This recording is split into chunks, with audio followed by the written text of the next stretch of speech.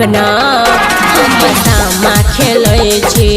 5 minute और रुकना हम सामा खेलै छी सखी सा दूर भक तोरा भेटही छी रे 5 मिनट और रुकना हम सामा खेलै छी 5 मिनट और रुकना हम सामा खेलै छी बुझले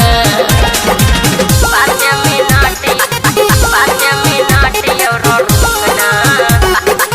5 मिनट और हम सामा खेलै छी हम सामा खेलै छी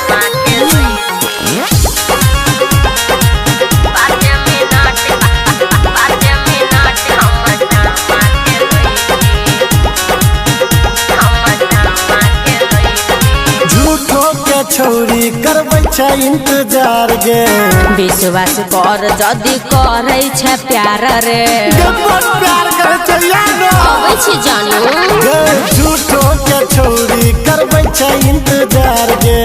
विश्वास कर जदि करै छै प्यार रे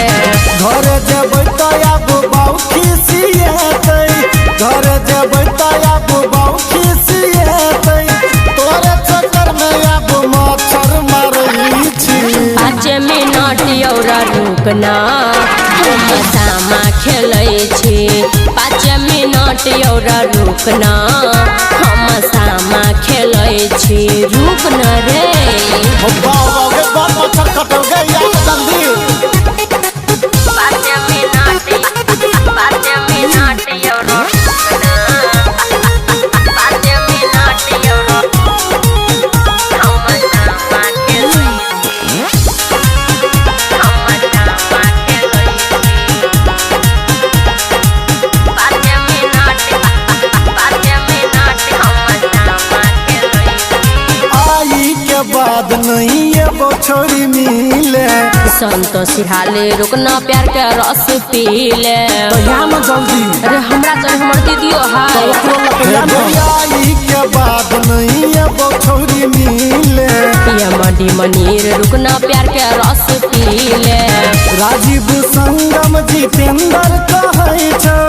राजीव संगम कृष्णा कहै छौ झूठो ला प्यार के दिलासा तू दै छै 5 मिनट और रुकना हम सामा